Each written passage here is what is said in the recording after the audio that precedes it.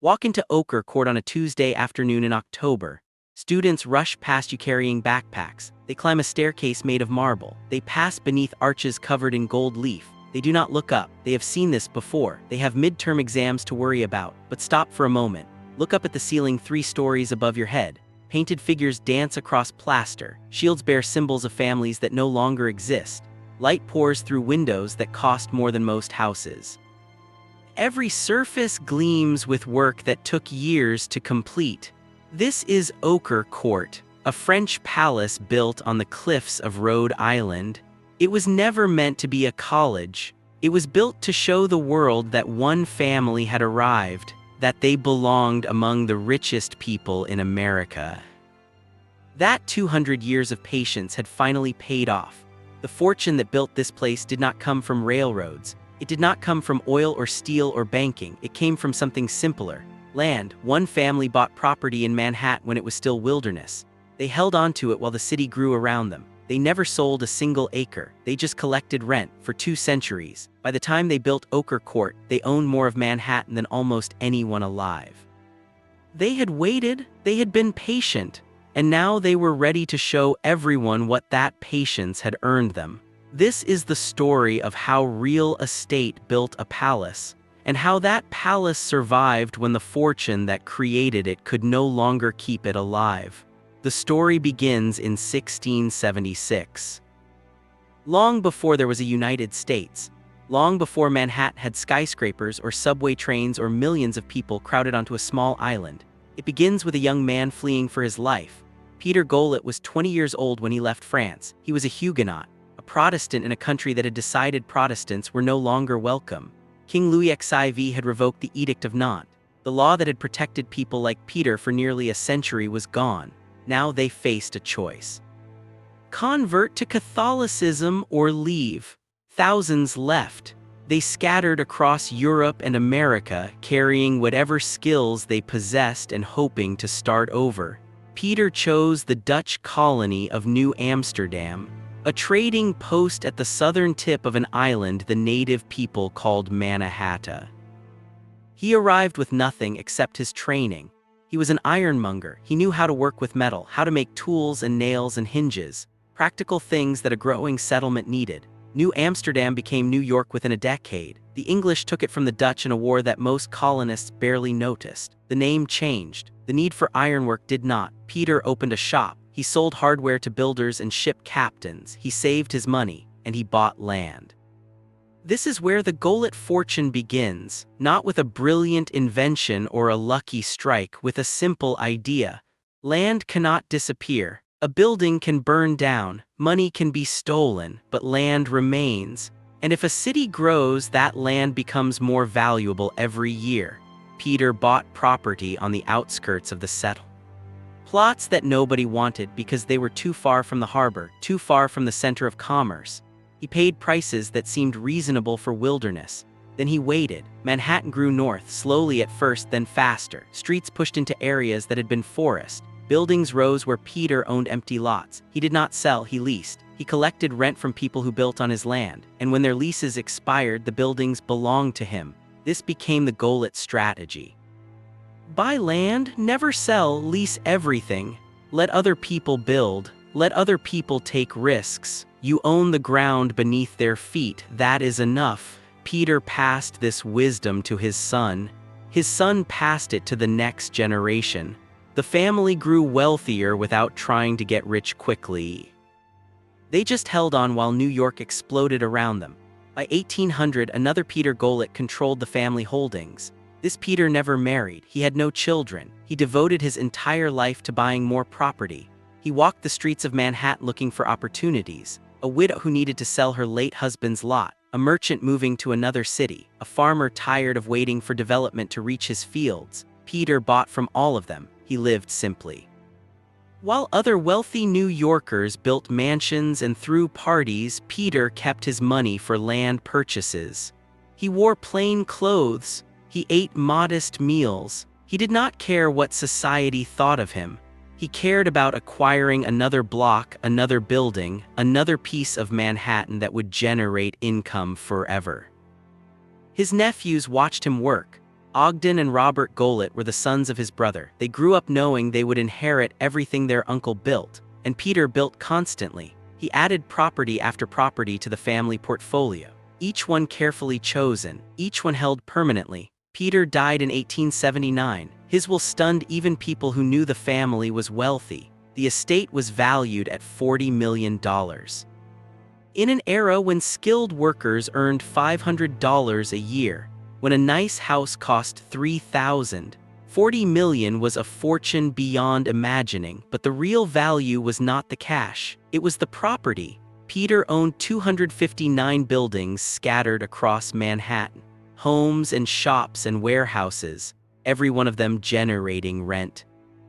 Every one of them growing more valuable as the city expanded. The two nephews split everything equally. Ogden Golet was 28 years old when he became one of the richest men in America. His brother Robert was slightly older. Both men understood what they had inherited, not just money but a system, a machine that produced wealth automatically as long as they followed the rules their ancestors had established. Robert preferred to stay in the background.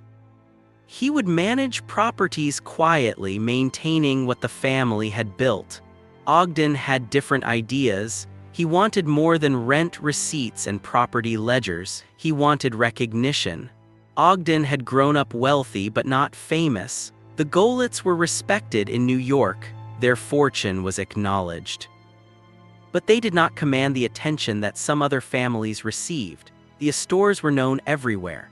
The Vanderbilts dominated headlines with their spending and building. Ogden wanted the Golet name to carry the same weight. He had the resources now. $40 million bought a lot of options, but he understood that wealth alone did not guarantee social position. He needed to use that wealth strategically. He needed to build something visible. Something that would make people understand exactly who the Golets were. Before he could do that, he needed the right partner. A wife who understood society and knew how to navigate its complicated rules. He found her in May Wilson, and her family's story was almost as remarkable as his own. Richard Thornton Wilson had made his money during the Civil War. He grew up poor in Georgia. When war came, he saw opportunity. While other men fought, Wilson sold provisions. He supplied the Confederate Army with food and equipment. He negotiated contracts that made him wealthy while his countrymen died on battlefields. The South lost the war. Wilson kept his money, but he could not stay in Georgia. People remembered how he had profited from their suffering. They called him a war profiteer. They made it clear he was not welcome. Wilson moved his family to New York in the 1860s. He brought several $1 million and 5 children who would need to make their way in a new city.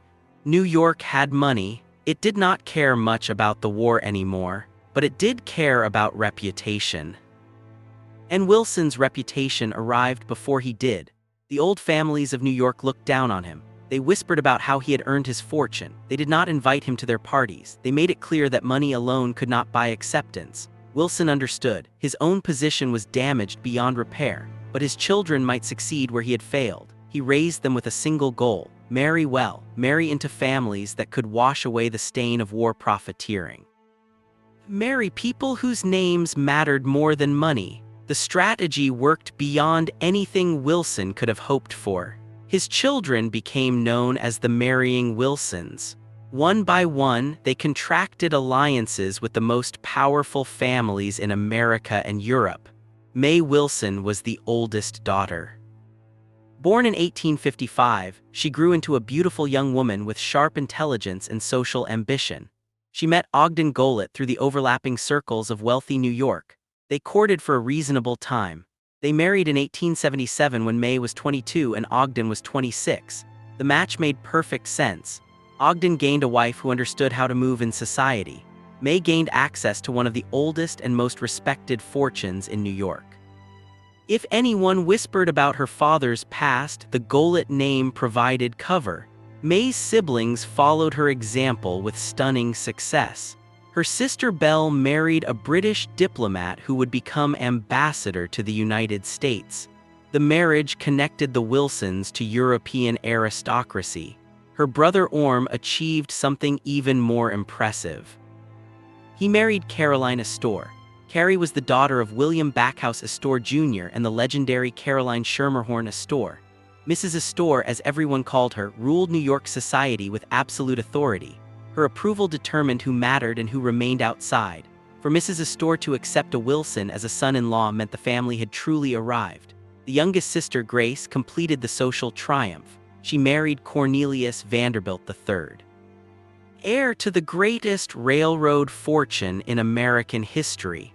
The Vanderbilts had more money than almost anyone, but they had struggled for decades to gain acceptance from older families who considered them new and vulgar.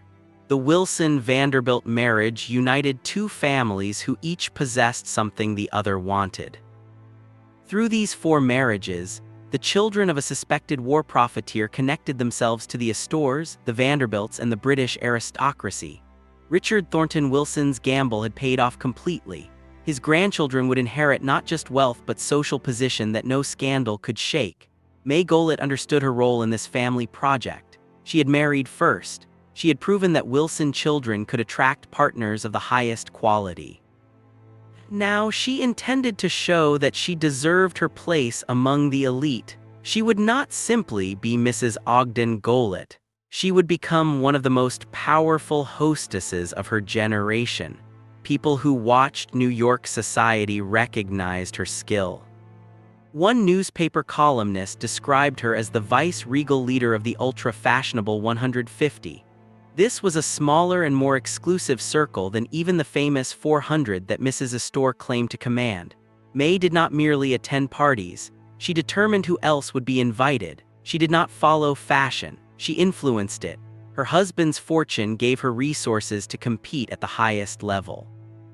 The Goelet real estate empire generated income that could fund any entertainment she wished to stage. But money alone did not explain her success. May possessed intelligence to navigate complex social hierarchies. She had determination to overcome any obstacle. Ogden supported his wife's ambitions. He had married her partly for this reason. She knew how to move in circles where he felt less comfortable. She could manage a household and orchestrate entertainments that reflected well on the family. She was exactly the partner he needed. But Ogden had interests beyond social climbing. He loved the sea. From an early age, he had fallen in love with sailing. The sensation of wind filling canvas, the rolling motion of a deck beneath his feet, the vast horizon where sky met water. These experiences spoke to something deep in his character. While other millionaires collected art or racehorses, Ogden collected yachts. He became one of the most accomplished amateur sailors of his generation.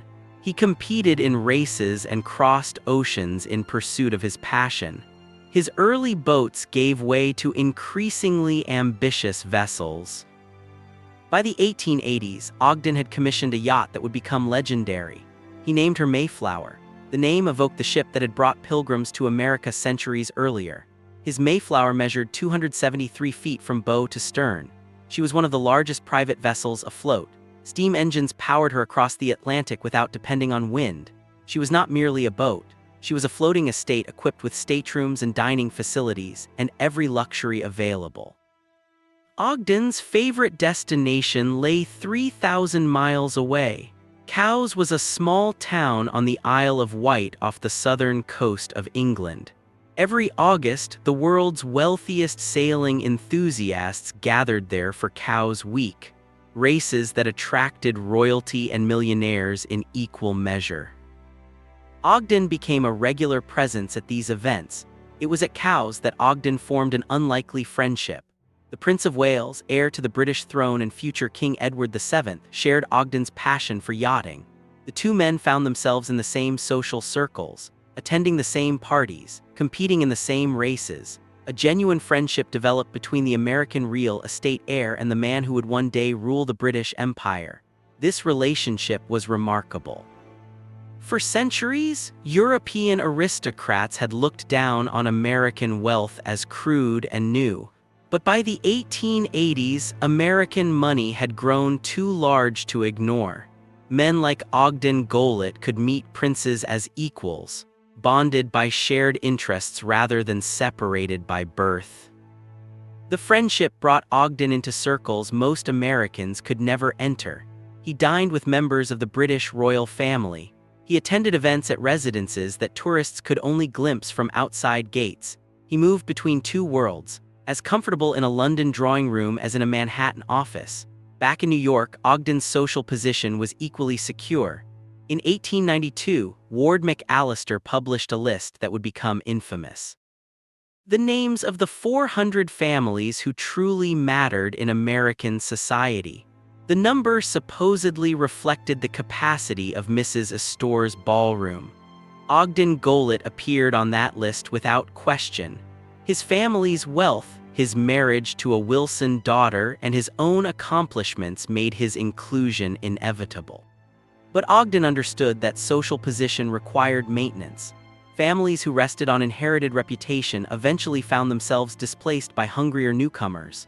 If the Goelets wished to remain at the top, they needed to demonstrate their standing in ways that commanded attention. Newport provided the perfect stage. The Rhode Island resort had become the summer capital of American wealth, a place where the richest families gathered each year to escape city heat and display their prosperity. The grandest families built summer cottages there, though cottage hardly described estates that rivaled the great houses of Europe. The Goelets already owned property in Newport. They had summered there for years. Ogden had watched the competition escalate. Each season brought new mansions, new attempts to outshine the neighbors. He decided the time had come to enter that contest himself. He would build a summer home that reflected not just his current wealth, but the centuries of patient accumulation that had made it possible. He would build something that made visitors understand immediately that they had entered the home of one of America's great families. He needed an architect who could translate his vision into reality. Someone who understood both American ambition and European elegance. Someone who could build a French palace on the cliffs of Newport. He needed Richard Morris Hunt. Richard Morris Hunt had spent his entire life preparing for clients like the Goelets. No other architect in America possessed his particular combination of training and talent. His journey from a small Vermont town to the most prestigious architecture school in Paris had given him tools that no American-trained builder could match. Hunt was born in 1827 in Brattleboro, Vermont. His father died when Richard was young. His mother made a decision that would shape her son's entire career. She moved the family abroad. She believed that Europe offered educational opportunities that America could not provide. In Paris, the young Hunt discovered architecture.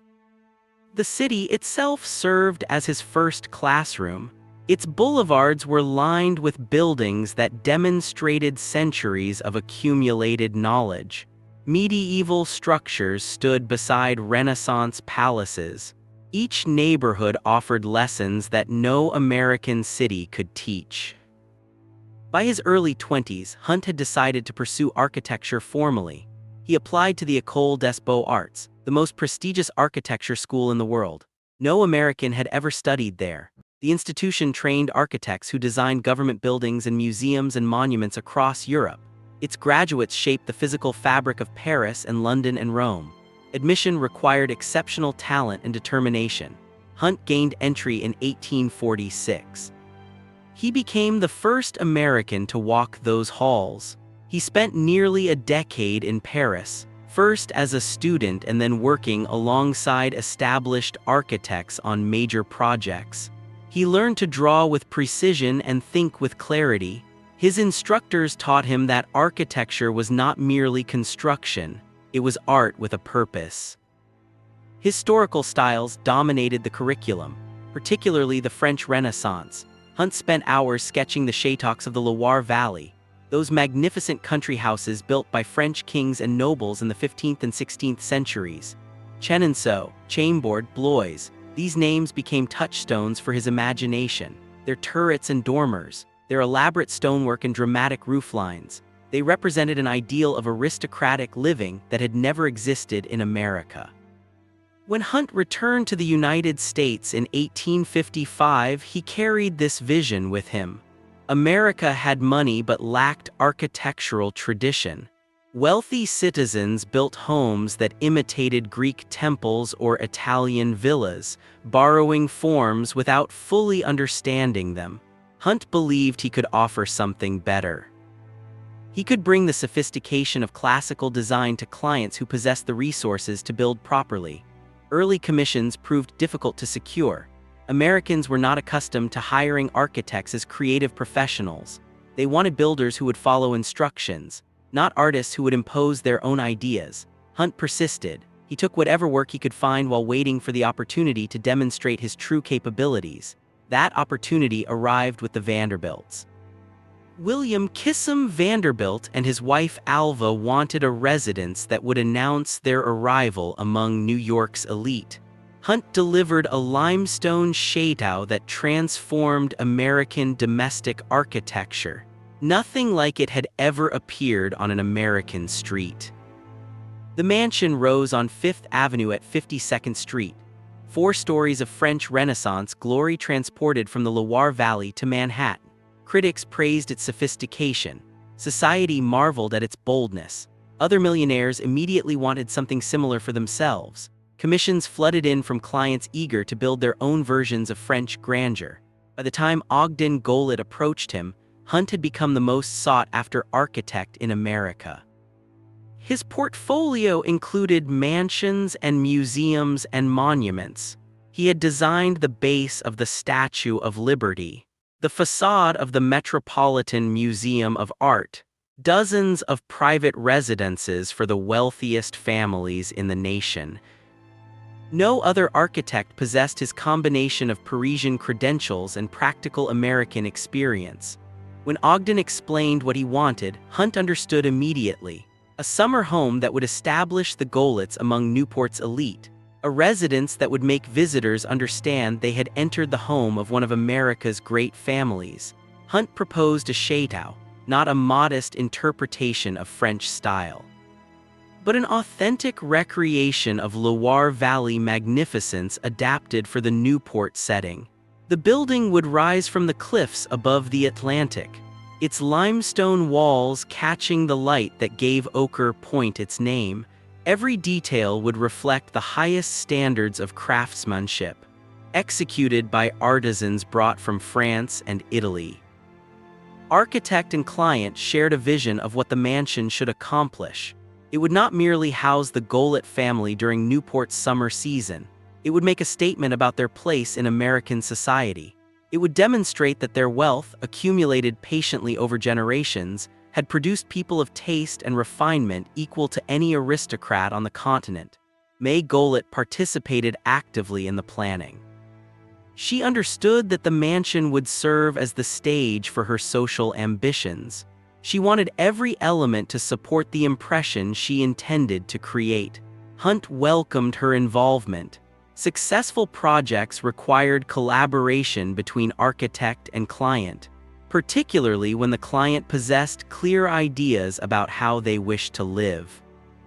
Together, the 3 of them developed plans for a residence unlike anything Newport had seen. Hunt drew on his decades of training and experience. Ogden provided the financial resources to realize the most ambitious designs. May ensured that practical requirements of entertaining and daily life received proper attention. The project would take years to complete. It would require skilled craftsmen and materials shipped across the Atlantic, coordination among dozens of specialized contractors. The cost would be extraordinary, even by the standards of Newport's wealthiest residents. None of this deterred the Goelets. They had waited generations to build something worthy of their position. They would not compromise now. Ground broke at Ochre Point in the spring of 1888. What rose from those cliffs over the next 4 years would require an army of workers, shiploads of materials, coordination that tested the limits of 19th-century construction. Hunt's design demanded stone, not the brownstone common to New York townhouses, but limestone of exceptional quality that would glow golden in the seaside light. He specified Indiana limestone, quarried in the American Midwest and shipped by rail to Rhode Island. The material arrived in massive blocks that had to be carved on site. Skilled stonecutters shaped each piece according to Hunt's detailed drawings. Window surrounds and cornices and balustrades and ornamental flourishes emerged from raw stone under their chisels. The facade alone required thousands of individual pieces. Each one fitted to its neighbors with joints so tight that mortar became almost invisible. Behind that exterior skin, modern engineering provided the skeleton. Hunt employed a steel frame, a relatively new technique that allowed buildings to rise higher and span greater distances than traditional masonry construction permitted. The steel arrived from foundries in Pennsylvania, each beam fabricated to exact specifications before being hoisted into place. This hidden structure would support not just walls and floors, but the enormous weight of the decorative elements that would eventually cover every surface. The site itself presented challenges. Ochre Point jutted into the Atlantic, exposed to salt spray and winter storms that could damage lesser buildings within years. Hunt designed foundations that anchored deep into the bedrock, ensuring that his creation would stand for generations. Drainage systems channeled water away from the structure. The orientation of rooms took advantage of ocean views while protecting the most formal spaces from harsh afternoon sun. As walls rose, the scope of the project became visible from the cliff walk below. Curious Newport residents watched the structure take shape month by month. 3 stories climbed toward the sky, punctuated by dormers and chimneys that gave the roofline a distinctly French silhouette. The central entrance featured a massive arched doorway flanked by columns, announcing to visitors that they were about to enter someplace extraordinary. Landscaping began before construction finished. The Olmsted brothers received the commission to transform 13 acres of coastal property into grounds worthy of the mansion. They were the sons of Frederick Law Olmsted, the man who had designed Central Park. They created formal gardens in geometric patterns, terraces that descended toward the ocean, pathways that revealed carefully composed views at every turn. Mature trees were transplanted to provide immediate shade and privacy. The grounds would require a staff of gardeners to maintain. But the effect justified the expense. Work continued through winters when other construction projects shut down. The Goelitz had set an aggressive timeline. Delays cost money. Craftsmen labored in temporary shelters, shaping stone and wood while snow fell outside. Each spring revealed progress that seemed almost impossible given the conditions, but the most remarkable feature of Ochre Court would remain invisible until the building neared completion. Hunt had designed something that no Newport resident had ever possessed. He had planned for electricity. In 1890, most American homes still relied on gaslight and candles. Thomas Edison had demonstrated his incandescent bulb only a decade earlier. Electrical infrastructure remained primitive. Cities were beginning to install generating stations, but private residences rarely attempted full electrification. The technology was expensive and unreliable and poorly understood. The Goelitz decided to install their own generating station on the property. A dedicated building would house steam engines and dynamos capable of producing enough current to illuminate the entire mansion. Copper wiring ran through ceilings and structural cavities to fixtures in every room. When completed, Ochre Court would contain 1,200 electric lamps. To understand what this meant, consider that the entire town of Newport possessed only 200 electric lights at the time. A single private residence would have 6 times the electrical capacity of the surrounding community. Visitors entering Ochre Court after dark would experience illumination unlike anything they had seen in a home. Chandeliers would blaze with steady, clean light. Wall sconces would glow without flickering. The smell of burning gas would be entirely absent. This technological achievement carried social meaning beyond mere convenience. Electricity represented the future. The Goelitz intended to show that they belonged there. Their mansion would not simply recreate aristocratic splendor from centuries past. It would demonstrate mastery of the most advanced innovations available. Tradition and progress would coexist beneath the same roof. By late 1892, exterior work reached completion.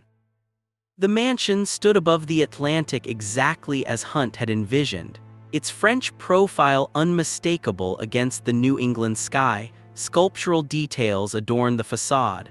Ironwork gates marked the entrance to the grounds. The generator hummed in its outbuilding, ready to bring the interior to life. That interior represented the next phase of transformation. While the exterior announced the Gilded presence to Newport, the rooms within would reveal the full extent of their ambitions. Teams of decorators had already begun their work, importing materials and expertise from France and Italy. What they created inside would leave even royalty speechless. Jules Allard et Fils operated from Paris. The firm had decorated palaces and mansions throughout Europe before turning their attention to wealthy American clients. They understood how to create interiors that communicated status through every surface and object. For Ochre Court, they coordinated teams of craftsmen working in wood and plaster and fabric and metal, ensuring that each room achieved a unified look despite the complexity of its elements. The Great Hall would be the first space that visitors encountered. Hunt designed it to rise 3 full stories from floor to ceiling, a declaration of wealth and taste on a scale that few Americans had ever attempted. Gilt-carved wooden arches would span overhead, their surfaces catching and multiplying the electric light. Above them, a domed ceiling would display a painted mural featuring heraldic shields and classical figures, the work of artists brought from Paris specifically for this commission. At one end would stand a fireplace that predated the mansion by 3 centuries. Ogden and May had acquired an authentic 16th-century stone mantelpiece from a French chateau. They shipped it across the ocean for installation in their Newport home. Carved figures and intricate details covered its surface, each element bearing the patina of genuine age. No reproduction could have achieved the same effect. The fireplace would anchor the room in history, suggesting that the Gildeds belonged to a tradition far older than their American fortune. Beyond the Great Hall, each major room would offer a different interpretation of aristocratic style. Morning light would filter into a breakfast room decorated in the manner of Louis XV. That 18th-century French monarch whose reign had produced some of history's most refined decorative arts. Painted panels would depict pastoral scenes. Furniture would feature the curved legs and subtle details characteristic of the period. Ogden's study would take an entirely different approach. Dark wood paneling would create an atmosphere of masculine seriousness. Wall murals inspired by Hans Holbein would portray Tudor-era scenes. This would be a room for conducting business, for reading correspondence, for private conversations away from the social obligations that dominated Newport summers.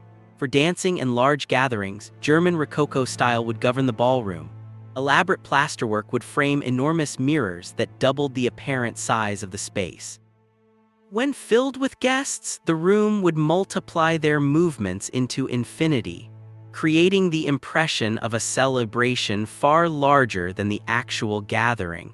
Musicians could perform from an elevated gallery while visitors circulated below. On summer evenings, with every fixture blazing, the ballroom would achieve an almost theatrical brilliance. A Gobelin tapestry would dominate the dining room, woven at the famous French factory that had supplied royalty for centuries. Such tapestries rarely appeared on the open market. Acquiring one required connections and patience and substantial funds. The Gildeds possessed all 3. Historical scenes played out in colors that remained vibrant despite the passage of decades.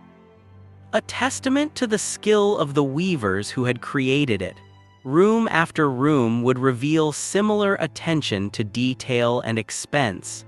Guest chambers would feature different decorative schemes, allowing occupants to choose atmospheres that suited their preferences. Service areas, though hidden from public view, would maintain standards of quality that lesser mansions reserved only for show spaces. Even corridors and staircases would receive ornamental treatment worthy of a formal reception hall. The cost was staggering. By the time construction finished, Ogden had spent $4.5 million, in an era when workers earned $10 a week. when a comfortable middle-class home cost $5,000.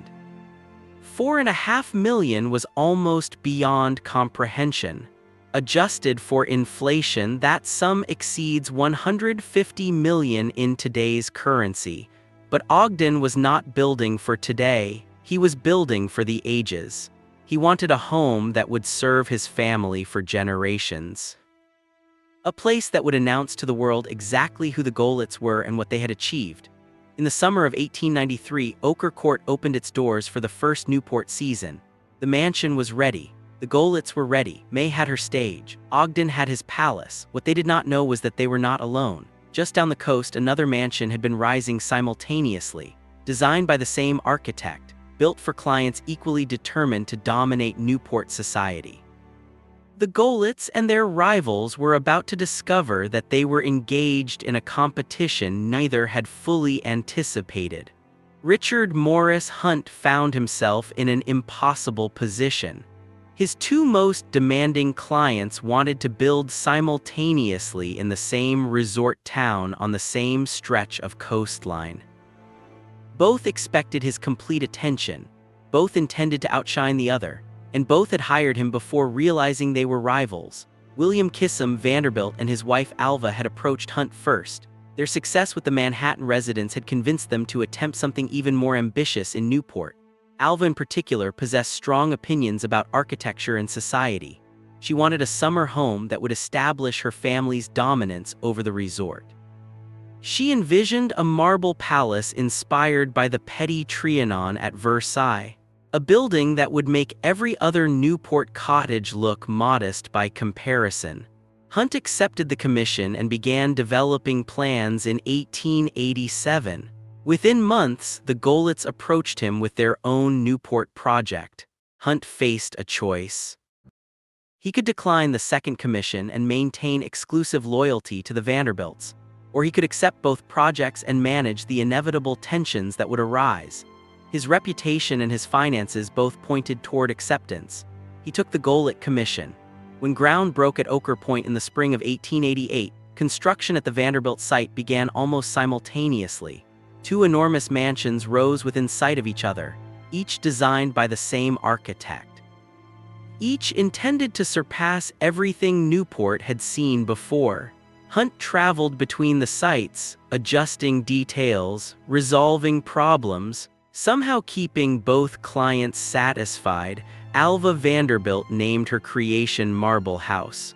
The title announced her intentions plainly. While other Newport mansions used limestone or wood, hers would feature 500,000 cubic feet of white marble, imported from quarries she had personally inspected. The material cost alone exceeded the total budget of most substantial homes. She did not care.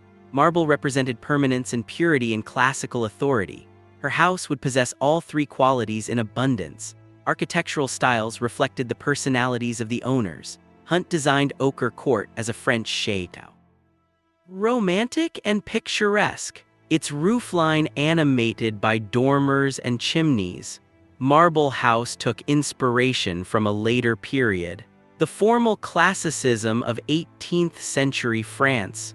Clean lines and symmetrical facades replaced the exuberance of the Renaissance style. Both approaches demonstrated mastery of historical precedent. Neither could be called superior to the other. Inside, the stakes rose higher. Alva demanded interiors that would overwhelm visitors with precious materials and masterful craftsmanship. Her ballroom featured bronze panels designed by Carl Bitter, the same sculptor who had contributed to Ochre Court. Hunt found himself specifying similar decorative elements for rival houses. Trusting that the overall effect would differ enough to satisfy both parties, the Golitz understood what they faced. May had married into a family that considered the Vanderbilts aggressive newcomers, railroad money that had pushed its way into society through sheer spending power. The struggle carried personal weight beyond mere architectural display. Losing to the Vanderbilts would represent a defeat for older, more established wealth against the brash fortunes of the industrial age. Cost became another measure of the contest. Ochre Court had seemed extraordinarily expensive when construction began. Marble House would ultimately cost more than $11 million, nearly triple the Gilded investment. Alva Vanderbilt had overwhelmed her rivals financially, a fact that Newport society noted with a mixture of admiration and horror.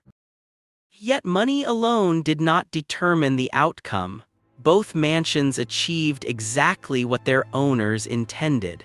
Visitors to Ochre Court experienced warmth and grandeur, rooms that invited lingering and conversation. Visitors to Marble House confronted magnificence of a colder sort. Spaces designed to impress rather than comfort, each approach found its admirers. Hunt managed to complete both projects by 1892. The achievement represented a triumph of organization and diplomacy as much as architectural skill. He had satisfied two families who despised each other, delivering buildings that each could claim as a victory. The Goldeds possessed their shape. The Vanderbilts possessed their marble temple. Newport possessed two new landmarks that would define its character for generations. Hostilities did not end with construction.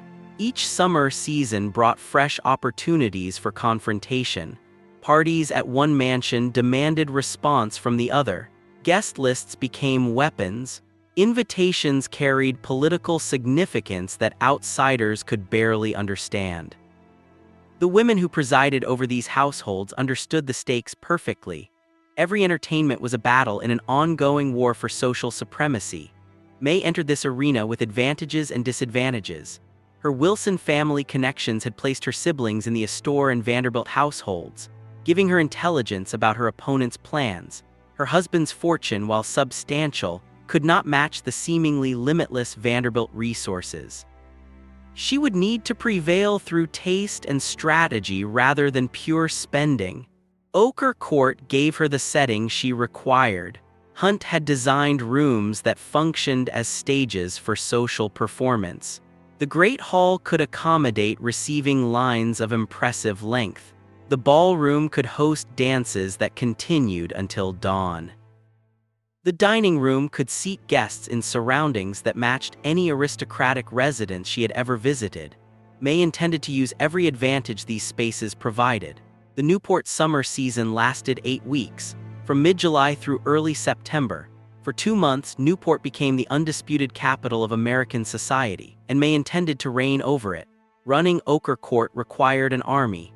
27 servants worked inside the mansion, each assigned specific duties that kept the household functioning smoothly. Footmen answered doors and served meals. Maids cleaned rooms and changed linens. A butler supervised the footmen and valets. A housekeeper managed the maids and kitchen staff.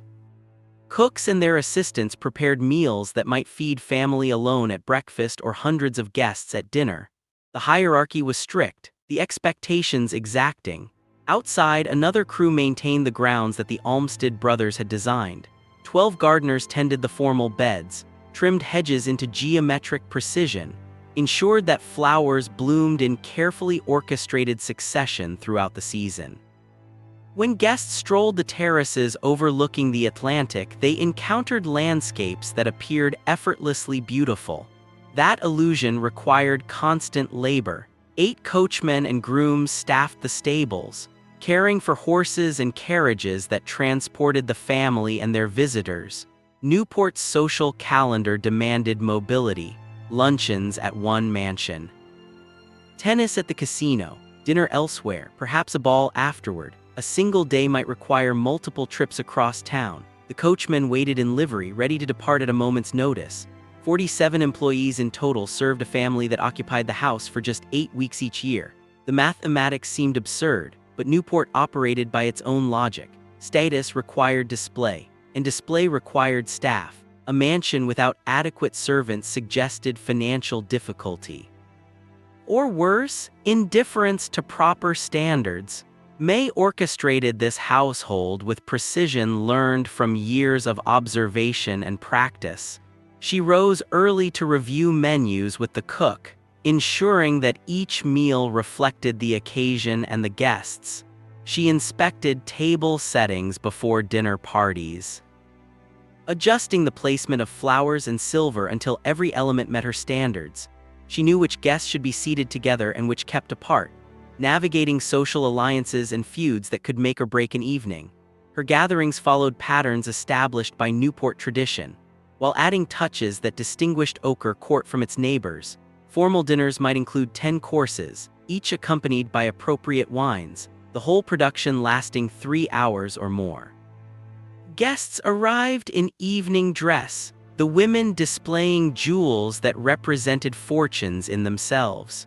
Conversation followed unwritten rules about acceptable topics and proper wit. Afterward, the party might move to the ballroom, where musicians played until the early morning hours. Daytime brought different obligations. Ladies paid calls on one another, leaving engraved cards at houses where the occupants might or might not receive visitors. The ritual seemed pointless to outsiders, but its intricacies communicated volumes about standing and relationships within Newport society. May understood every nuance. She knew when to be available and when to be conveniently absent, when to extend invitations and when to withhold them. Gentlemen occupied themselves differently. Ogden and his male guests might sail in the morning, returning in time for luncheon. Afternoons offered tennis or polo or simply conversation on the veranda with drinks brought by attentive servants.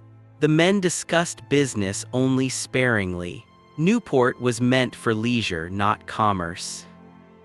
Yet deals were struck, partnerships formed, intelligence gathered during these seemingly casual encounters. Children appeared at prescribed moments. Young May and Robert joined their parents for certain meals and social occasions. Learning the behaviors expected of their class, governesses supervised their education and activities, ensuring they did not disturb the adult world that swirled around them. Summer at Newport was not a family vacation in any modern sense, it was a performance. And everyone had assigned roles. The expense of maintaining this lifestyle staggered the imagination. Beyond staff salaries, the family paid for food and wine and flowers and musicians. The constant upkeep that a 50-room mansion demanded, linens wore out and required replacement, silver needed polishing. Crystal broke and had to be matched from specialized suppliers. The bills accumulated week after week, season after season, yet the Golitz could afford it. Their Manhattan real estate continued generating income whether they occupied their properties or not. Rents arrived monthly, managed by employees who required no supervision from Ogden during his Newport retreat. The fortune that had built Ochre Court also sustained its operation, a perpetual engine of wealth that seemed incapable of exhaustion. May's success as a hostess brought rewards beyond social satisfaction. Her guest lists included European aristocrats and American industrialists and political figures whose presence confirmed her standing. When she issued invitations, people accepted. When she appeared at other parties, her attendance conferred legitimacy. She had achieved exactly what her father had hoped when he raised his children to marry well. The summer of 1893 marked the first full season at the completed mansion. Society watched as the Golitz took their place among Newport's elite. May orchestrated entertainments that people discussed for weeks afterward. Ogden sailed and socialized and enjoyed the fruits of his investment.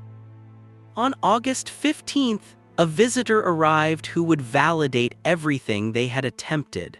Grand Duke Boris Vladimirovich of Russia was touring Newport during the summer season, curious to see how American millionaires lived. He had grown up surrounded by the treasures of the Romanov dynasty.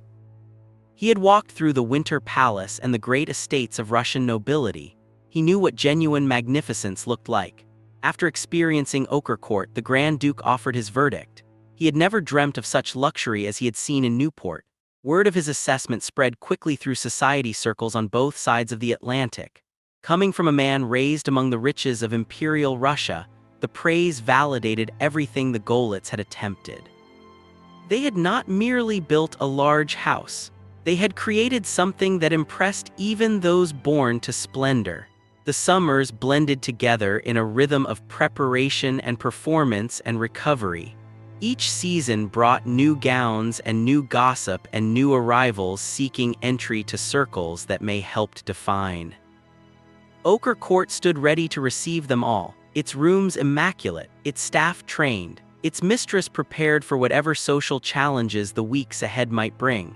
Ogden seemed content with this arrangement. He had built his wife a setting worthy of her talents. She performed brilliantly within it. He enjoyed the yachting and the company of friends and the prestige of owning one of Newport's finest residences. If the demands of social life sometimes wearied him, he could retreat to his study or escape to sea aboard the Mayflower. The yacht remained his greatest passion. Throughout the early 1890s, he continued crossing the Atlantic for Cowes Week, racing against the finest vessels in Europe, spending time with his friend the Prince of Wales. The sea offered freedom that even Ochre Court could not provide. In the summer of 1897, Ogden prepared for another voyage to England. The season at Newport was well underway. May had the household running smoothly. He could leave for a few weeks without disrupting her plans. He sailed in July. The Mayflower carried him across the ocean he had crossed so many times before. Cowes Week arrived. The races began. Ogden participated as he always had, surrounded by friends and fellow sailors.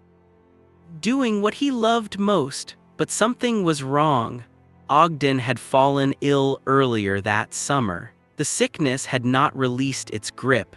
He had made the voyage anyway, hoping that sea air and familiar pleasures might restore his health. Instead, he grew weaker as the weeks passed. By mid-August, he could no longer leave his cabin. Doctors attended him aboard the yacht. Their treatments provided no relief.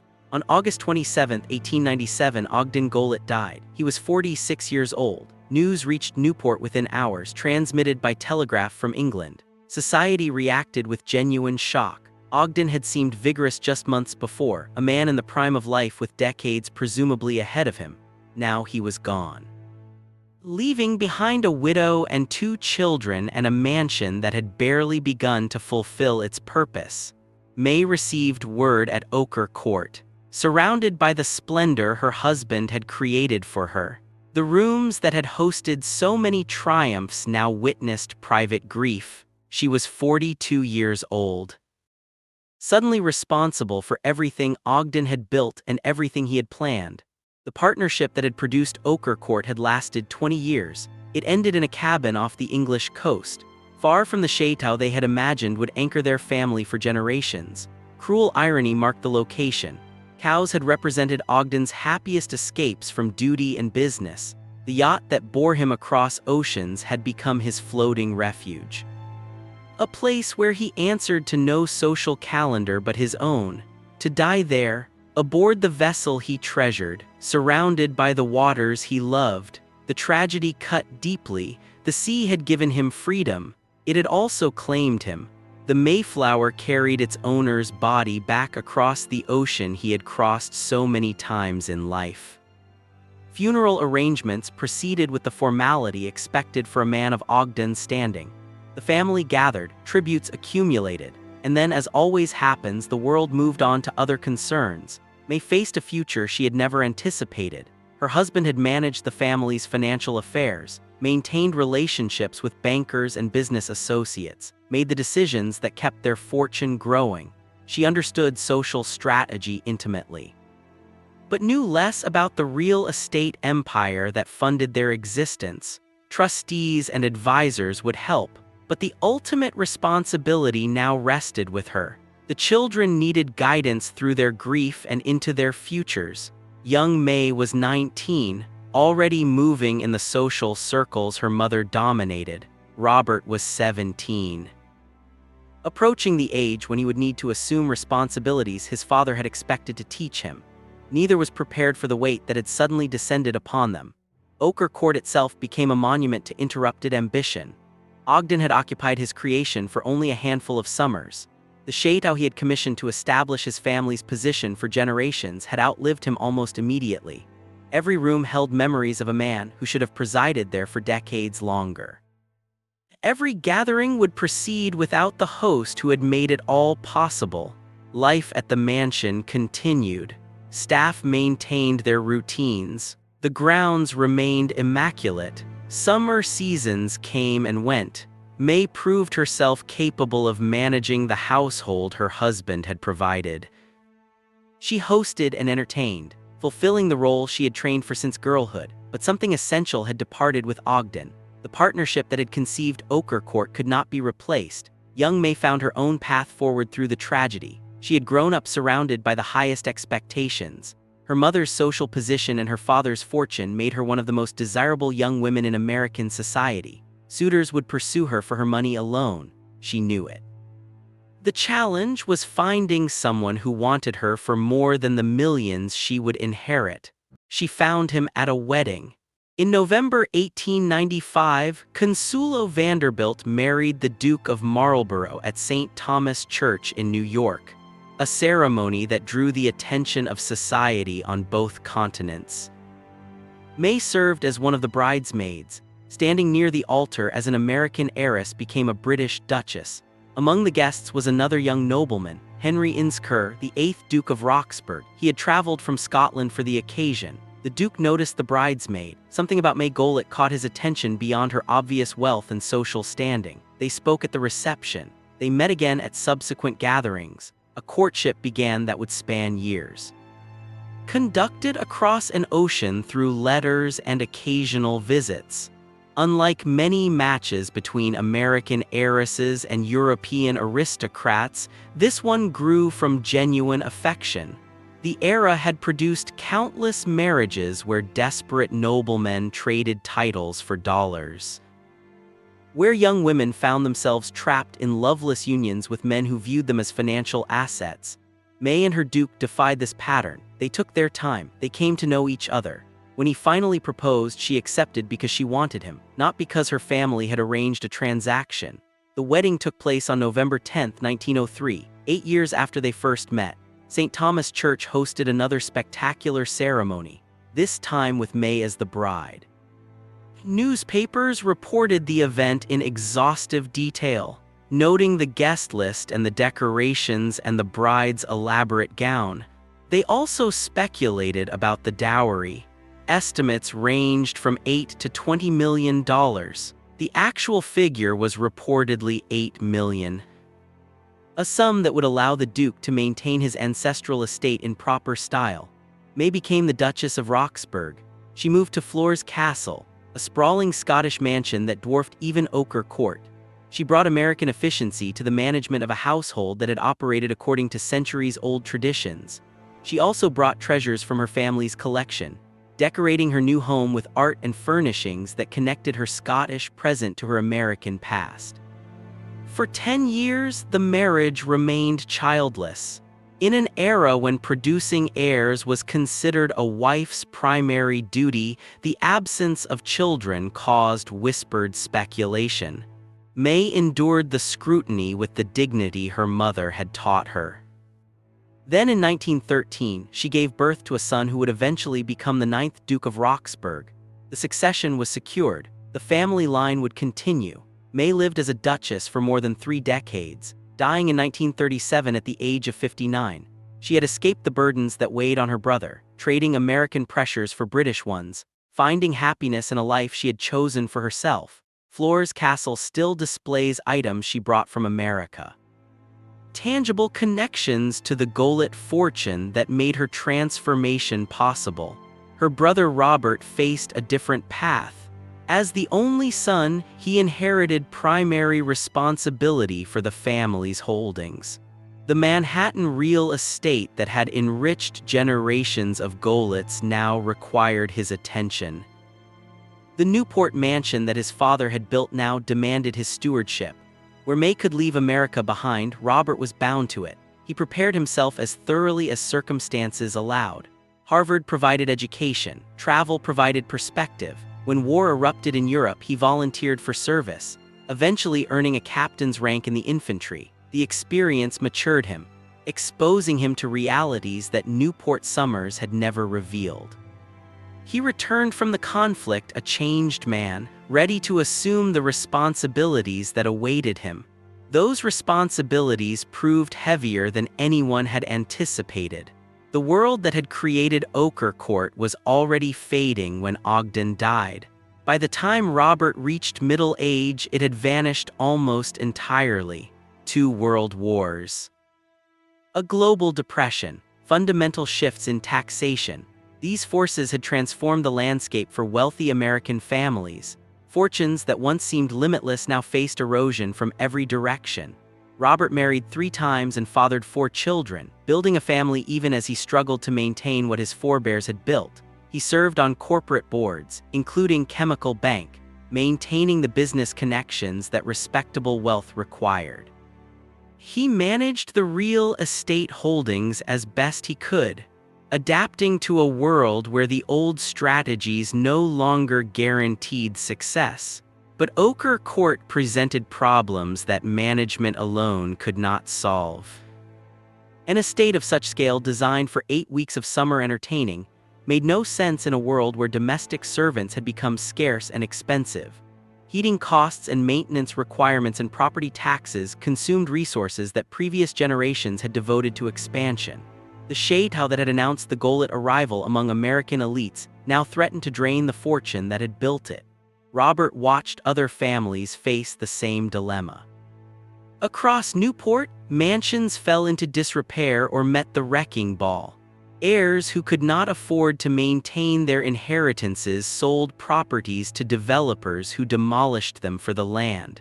The summer cottages that had defined an era disappeared one by one, replaced by more modest structures or simply erased from the landscape.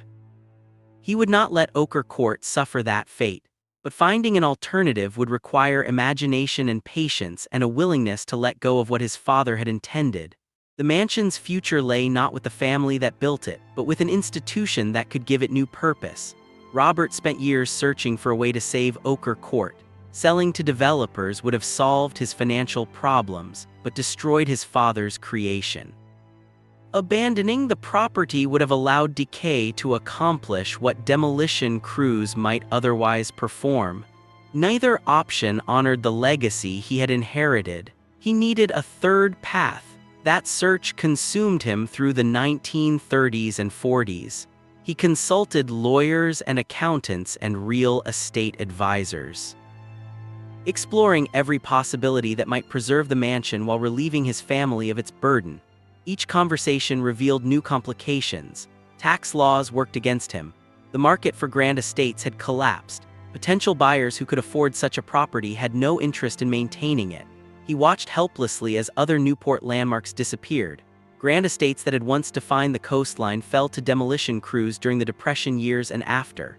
Wrecking teams arrived, dismantled what previous owners had treasured, left behind empty land worth more than the structures that had stood upon it.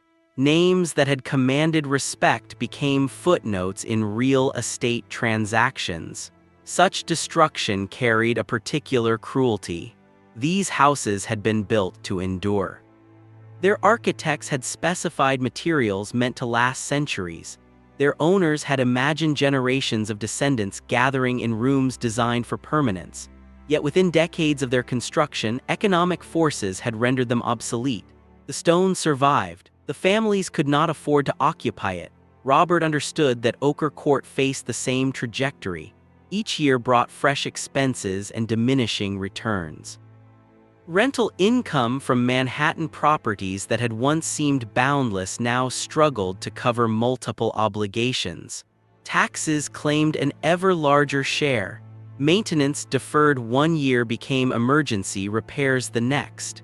The mathematics pointed toward an inevitable conclusion. When the Second World War ended, an unexpected opportunity emerged. The newly formed United Nations needed a headquarters.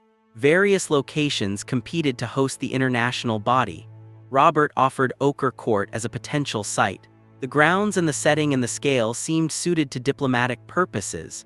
Perhaps the building that had impressed a Russian Grand Duke could serve the cause of international cooperation. Nothing came of it.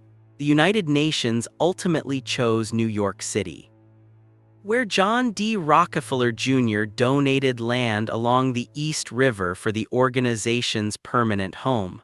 Ochre Court remained in limbo, too valuable to abandon, too expensive to maintain, and now rejected for the one alternative use that might have given it global significance. Robert continued his efforts. Religious organizations sometimes acquired large properties for schools or retreat centers. Museums occasionally converted private residences into public institutions. Hospitals had been known to expand into donated estates. Each possibility required investigation and negotiation and ultimately disappointment. The location and specialized design and enormous operating costs discouraged most potential recipients. His third wife, Roberta, supported these efforts while understanding their emotional toll. Robert was not simply trying to dispose of property. He was trying to honor his father's memory while accepting that the world his father had known no longer existed. Every potential solution required him to acknowledge that the Golets could no longer be what they had been. The admission did not come easily to a man raised to continue a family legacy. Robert's criteria revealed his priorities. Any new owner must preserve the building substantially intact. Any new use must respect the architectural significance of what Hunt had created. Any transfer must occur in a manner that honored the family name rather than suggesting financial desperation or social decline. He would rather watch the building crumble than see it converted to purposes that would have horrified his parents. These requirements eliminated most options. Developers wanted the land, not the structure. Commercial enterprises wanted to modify interiors for practical use. Government agencies lacked funds for preservation.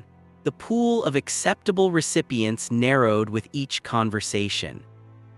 Each rejection, each year of continued effort. By the mid-1940s, Robert had exhausted most possibilities. He was in his 60s, his children grown, his energy depleted by decades of stewardship. Ochre Court stood as it always had, magnificent and demanding, waiting for someone to determine its fate. He could not hold on much longer. Something had to change. Then he learned of a small Catholic organization in Rhode Island that had been looking for a permanent home of its own. The Sisters of Mercy had established a college in 1934, but they lacked adequate facilities to accommodate their growing ambitions. They needed space for classrooms and dormitories and administrative offices. They needed grounds where students could gather and study. They needed exactly what Robert Golet no longer had the means to maintain. Nothing about the match seemed obvious at first. A French château designed for summer entertaining appeared an unlikely setting for a women's college operated by Catholic nuns. The Golets were Protestant, their social world entirely separate from the religious community that might receive their property. Ogden's original vision had never contemplated such a transformation. Yet the more Robert considered it, the more the possibility appealed to him. Education represented a worthy purpose. The sisters would preserve the building because they could not afford to replace it. Students walking through the Great Hall would experience something of what his parents had created, even if they understood it differently. Ochre Court would live on, changed but not destroyed. Conversations began, and for the first time in years, Robert Golet saw a future for Ochre Court that did not end in demolition or decay. On March 15, 1947, Robert Golet signed the documents that ended his family's ownership of Ochre Court. The deed transferred the property to the Sisters of Mercy, a Catholic religious order that had been seeking a permanent home for their educational mission. Robert asked for nothing in return except one condition. The gift must be recorded as made in memory of his father, Ogden Golet. The assessed value of the property stood at $312,000, a fraction of what Ogden had spent to build it. The discrepancy measured how thoroughly the world had changed since 1892. A mansion that had cost millions to construct now carried a tax valuation that a successful businessman might pay for a modest suburban home. Robert did not care about the numbers. He cared that his father's creation would survive. His wife Roberta contributed as well. She donated furnishings that remained in the mansion, pieces that connected the building to its original purpose. The sisters would inherit not just walls and floors, but objects that carried the memory of how the Golets had lived, tables where guests had dined, chairs where visitors had sat, small inheritances that would remind future generations of what these spaces had once contained. The deed was executed on March 20th. Legal formalities completed a transaction that sentiment had begun years earlier. Robert had found his third path, the alternative to demolition and decay that had seemed impossible for so long. Ochre Court would continue, transformed but intact. The sisters faced an extraordinary challenge. They had chartered Salve Regina College in 1934, but had operated without adequate facilities for 13 years. Now they possessed one of the grandest buildings in Newport. A French chateau designed for summer entertaining, and they needed to convert it into a functioning educational institution. Every space required reimagining. Every corner needed new purpose. They divided the mansion by floors. The third story, where guest bedrooms had accommodated the Golet visitors, became dormitories for students. Young women would sleep in chambers designed for society guests, waking to views of the Atlantic that had once greeted the wealthy and entitled. The second floor, which had contained the family's private apartments, became classrooms. Lectures on literature and philosophy would echo through spaces built for personal retreat. The ground floor presented different possibilities. The formal areas that had hosted Newport's elite now served communal functions. Students gathered to eat where elaborate dinner parties had unfolded. They studied where orchestras had once played for dancing guests. The basement, which had stored provisions for summer entertaining, became a bookstore. Where textbooks replaced champagne, 8 sisters took up residence in the former servants' quarters. The women who had dedicated their lives to education and faith occupied chambers that domestic workers had once called home. The irony was not lost on anyone. A mansion built to display wealth now housed those who had taken vows of poverty. The transformation could not have been more complete. On September 24, 1947, the college welcomed its first students. The date held significance for the sisters. It was Mercy Day, honoring their order's founding. 58 young women arrived at Ochre Court to begin their education under the leadership of Sister Mary Matthew Doyle, the institution's first president. They passed beneath the arched doorway that had welcomed Newport's elite half a century earlier. They climbed staircases designed for social display. They found their dormitory beds in a building that had hosted royalty. Ochre Court was not merely part of the new college, it was the entire college. Every function that a university requires took place within those walls during the early years. Administration occupied offices in spaces designed for other purposes. The library assembled itself in areas never intended for book storage. Students and faculty and staff shared a building that forced intimacy upon an institution that would eventually require much more space. The adjustment was not easy for everyone. Some students came from wealthy families themselves. Others had never experienced such surroundings. All of them had to adapt to living and learning in rooms built for an entirely different purpose. The Great Hall where May Golet had received society callers became a place where prospective students and their families gathered during admission visits. The ballroom where Newport's elite had danced now hosted college functions and community events.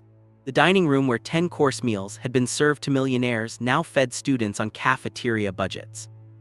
The contrast between past and present was visible in every corner. But the sisters understood what they had received. This was not just a building, it was a gift that had saved their college.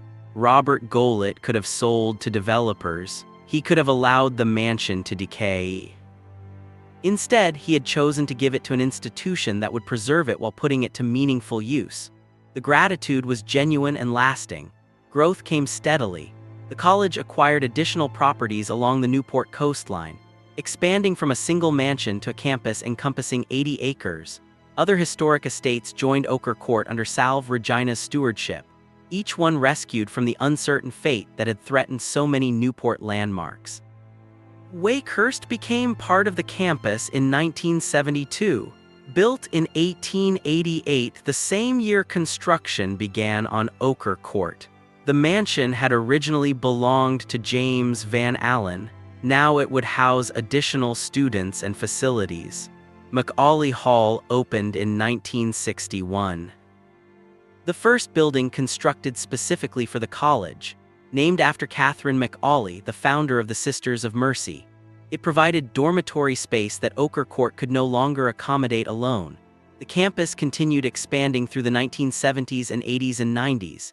Each addition brought new capabilities, new academic programs, new opportunities for students who came from across the country and around the world. But Ochre Court remained the heart of everything.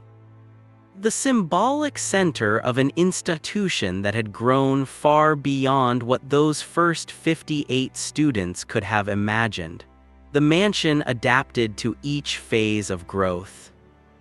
As new buildings absorbed functions that Ochre Court had initially housed alone, the Chateau settled into a role as the administrative center of the institution. The Office of Admissions welcomed prospective students in spaces where May Goelet had once received society callers. The president's office occupied rooms where the Goelet family had conducted their private affairs. Financial aid counselors worked in chambers that had been designed for leisure and entertainment. Wedding receptions filled the ballroom with celebrations of a different sort than those the Goelets had hosted. Alumni returned for reunions and walked through halls that held memories of their student years. Concert performances and lectures brought the public into areas that had once been strictly private. The building that had been created to exclude all but the wealthiest Americans now welcomed anyone who wished to enter. Recognition followed preservation. In 2000, Ochre Court received support from the Save America's Treasures program, federal acknowledgement that the building represented irreplaceable cultural heritage. The designation confirmed what Robert Goelet had believed when he made his gift: the mansion deserved to endure. And its survival served purposes beyond any single family's interests. Restoration work proceeded carefully over the years. The sisters understood they were stewards of something larger than their institution. Plaster repairs, roof maintenance, window restoration, each project required expertise and funding, but the commitment never wavered. The original electric generating station that Ogden had installed was eventually replaced by connection to the municipal grid, but the 1200 light fixtures remained, still illuminating rooms where Grand Duke Boris had marveled at luxury beyond anything he had known in Russia. The 16th century fireplace that Ogden had imported from France still anchored the Great Hall. Students passed it every day. Most had no idea of its age or origin. But its presence connected them to centuries of history that extended far beyond America. The Gobelin tapestry still hung in what had been the dining room, though the space now served different functions. The painted ceilings remained intact. The gilt work still gleamed. The marble staircases showed where from thousands of feet, but stood as solidly as the day they were installed. Popular culture discovered the Chateau as well. In 1994, the film True Lies used Ochre Court as a location. Hollywood cameras captured the Great Hall and the ballroom, introducing the mansion to audiences who might never visit Newport. The exposure brought new attention. People who had driven past the property for years without knowing its history suddenly wanted to see inside. The university welcomed them, understanding that public access was part of their responsibility as stewards. A video game called Payday 2 featured the building in a virtual heist scenario. Players navigated digital recreations of Hunt's interiors, stealing imaginary treasures from a mansion that had once held real ones. Most recently, the HBO series The Gilded Age filmed scenes within interiors that Hunt had designed more than a century earlier. The production brought period costumes and actors into spaces that had actually witnessed the era the show depicted. Each appearance reminded new generations that such places existed. That American history included chapters of extraordinary ambition and craftsmanship. That wealth once created buildings of genuine artistic merit. Not just large houses, but works of architecture that deserved preservation. Students at Salve Regina developed a complicated relationship with their surroundings. Some took the magnificence for granted, walking through the Great Hall without looking up, hurrying to class without considering the history embedded in every surface. Others felt the weight of it, the knowledge that they studied in a place built for purposes they could barely imagine, that their presence represented a transformation their predecessors could never have anticipated. Faculty members often pointed out the contrasts. Here was a building created to showcase individual wealth, now serving an institution dedicated to education and service. Here were rooms designed to separate the privileged from everyone else, now open to students from every background. The ironies were instructive. They taught lessons about American history that no textbook could convey as powerfully.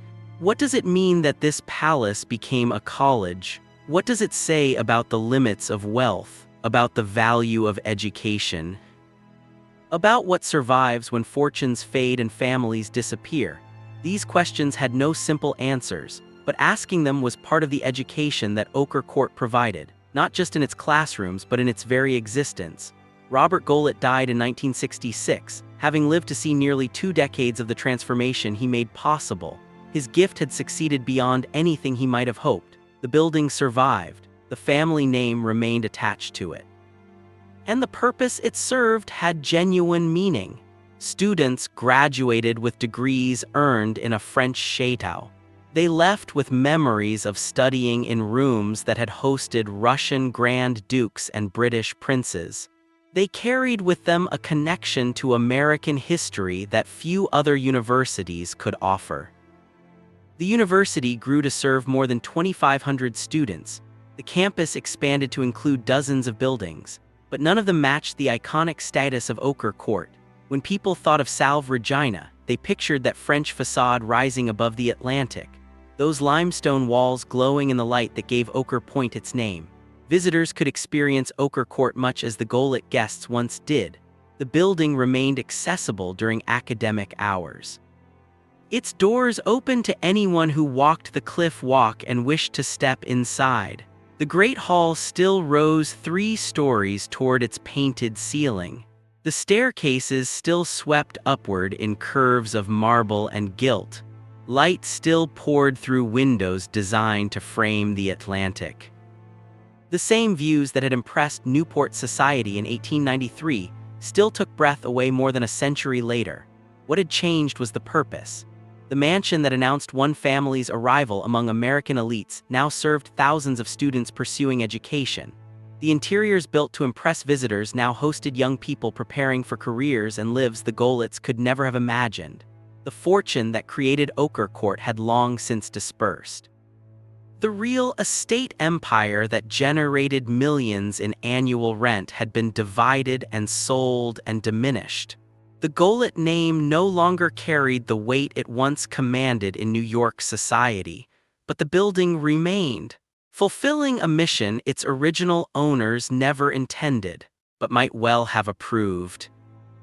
Ogden built Ochre Court to establish his family's legacy, to prove that 2 centuries of patient land accumulation had produced people of taste and refinement, to create something that would stand for generations as a monument to Gilded achievement. He succeeded more fully than he could have known. The mansion stood, but it survived not because his descendants maintained it. It survived because his grandson let it go, because Robert understood that preservation sometimes requires transformation. That legacy matters more than ownership. The building endures not as a Gilded home, but as something larger, a reminder of an era when fortunes created architecture of genuine merit, when craftsmanship mattered more than speed, when buildings were designed to last centuries rather than decades. On the cliffs above the Atlantic, the chateau still stands. Students pass through halls that witnessed Gilded Age splendor. Visitors glimpse a world that vanished generations ago, and the building continues serving purposes that change with each generation while the limestone and marble remain constant. The story of Ochre Court is ultimately a story about patience and time, about what we build and why. about what survives when circumstances change beyond recognition. It begins with a young refugee in 1676 and ends with students in the 21st century walking through halls he could never have imagined. Peter Golit arrived in New Amsterdam with nothing except his skill as an ironworker. He made nails and hinges and tools for a growing settlement. He saved his earnings. He bought land that nobody else wanted because it lay too far from the center of commerce. He believed that land could not disappear, that a city would grow, that patience would be rewarded. He was right, but even he could not have predicted how right. The wilderness plots he purchased for modest sums eventually became some of the most valuable property on earth. The strategy he established became family doctrine: buy land, never sell, lease everything, wait. 5 generations followed that strategy without deviation, each one adding to what the previous generation had built, never chasing quick profits, never selling to capitalize on rising values, just holding and waiting while Manhattan exploded around them. By the time Ogden inherited, the family owned 259 properties, generating income that seemed limitless. He had resources that most people could not comprehend: $40 million in an era when workers earned $500 a year. But Ogden understood something his ancestors had not needed to consider. Wealth alone did not guarantee respect. The Golits were rich, everyone knew it, but they were not famous. They did not command the attention that other families received. Ogden wanted more than rent receipts. He wanted recognition. He wanted to build something that would make people understand exactly who the Golits were. He chose Newport because that was where America's elite gathered, where status was performed and evaluated, where buildings became statements about the families who built them. He hired Richard Morris Hunt because Hunt was the only American architect trained at the École des Beaux-Arts, the only one who could design a true French shape rather than an American interpretation. He married May Wilson because she understood society in ways he did not, because her family had fought their way from scandal to acceptance through strategic marriages, because she possessed the ambition and skill to manage a great household. Together, they created Ochre Court, a 50-room palace that cost $4.5 million, that required materials shipped from Europe and craftsmen brought from France and Italy, that featured 1,200 electric lights when the entire town of Newport had only 200. They succeeded in their goal. The mansion impressed everyone who saw it. Grand Duke Boris declared he had never seen such luxury. Society recognized the Golits as belonging at the very top of American wealth and taste. But Ogden died 5 years after the mansion was completed, at 46, aboard his yacht off the coast of England, doing what he loved most, gone before he could enjoy what he had built, before he could pass the mansion and its meaning to his son in the way he had planned. May continued without him, managing the household, entertaining society, maintaining the position they had established together. But the partnership was broken. The vision that had created Ochre Court could not be sustained by one person alone. Their daughter married a Scottish duke and left America behind, found happiness in a different world, escaped the burden of maintaining what her parents had built. Their son inherited that burden. Robert tried to carry it as long as he could, through 2 world wars and the Great Depression, through fundamental changes in American society that made places like Ochre Court impossible to sustain. He watched other Newport mansions fall to wrecking crews, saw fortunes consumed by taxes and maintenance costs, understood that his own resources were finite, that eventually he would face a choice: sell to developers and watch his father's creation demolished, abandon the property and let it decay, or find someone who would preserve it while putting it to different use. He chose the third path. In 1947, he gave Ochre Court to the Sisters of Mercy, a Catholic order establishing a women's college. He asked for nothing except that the gift be recorded in memory of his father. The decision saved the building, but it also transformed it completely. The mansion, built to showcase one family's wealth, became an institution serving thousands of students. The rooms, designed to separate the privileged from everyone else, opened to young women from every background. The great hall where society matrons had presided over elaborate rituals now welcomed prospective students and their families. The ballroom where Newport's elite had danced now hosted college functions and community events. The dining room where 10-course meals had impressed millionaires now fed students on cafeteria budgets. Every space found new purpose. Every room told a different story than the one it was built to tell. This transformation raises questions worth considering. What does it mean when a palace becomes a college? When a building designed for exclusion becomes a place of inclusion? When wealth creates something that ultimately serves purposes wealth never intended? The answers are not simple. But they reveal something important about American history and about the nature of legacy itself. Ochre Court was built during the Gilded Age, a period when industrial fortunes created wealth on a scale the world had never seen. When millionaires competed to build the grandest homes and throw the most lavish parties, when excess was celebrated rather than criticized. But the Gilded Age was also a period of profound inequality, when workers earned dollars a week while their employers earned millions a year, when poverty and wealth existed side by side in American cities, when the distance between the richest and poorest had never been greater. Newport became the ultimate symbol of this inequality. A resort town where America's wealthiest families built summer cottages that cost more than most people would earn in multiple lifetimes, where entertaining for 8 weeks required staffs of 40 or 50 people, where a single ball might cost more than a working family's annual income. The mansions of Newport were not just homes, they were statements, declarations that the people who built them belonged to a different class of human being, that their wealth entitled them to live in ways ordinary people could barely imagine. Ochre Court embodied all of this. Its French chateau design announced that the Golets were as refined as European aristocrats. Its imported materials and craftsmen demonstrated that no expense was too great. Its 1,200 electric lights proved that the family commanded technology itself. The mansion was meant to intimidate as much as to impress, to make visitors understand that they were entering a realm beyond their own experience, to remind them of their place in the social hierarchy. But that world could not sustain itself. The forces that created the Gilded Age also contained the seeds of its destruction. The inequality that allowed such fortunes to accumulate eventually provoked political responses. Progressive taxation, labor laws, regulations that limited how wealth could be used and passed on. 2 world wars accelerated the changes. The Great Depression humbled even the richest families. By the 1940s, the world that had made Ochre Court possible had vanished. The mansions remained. But the families could not afford to occupy them.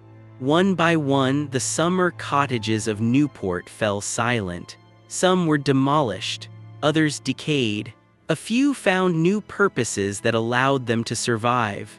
Ochre Court survived because Robert Goelet made a choice that honored the past while accepting the present. He could not maintain the mansion as his father had intended, but he could ensure that it continued serving some meaningful purpose. Education was that purpose, and the transformation from palace to college reveals something profound about American values. For all the inequality of the Gilded Age, America has always maintained a belief in education as the path to opportunity.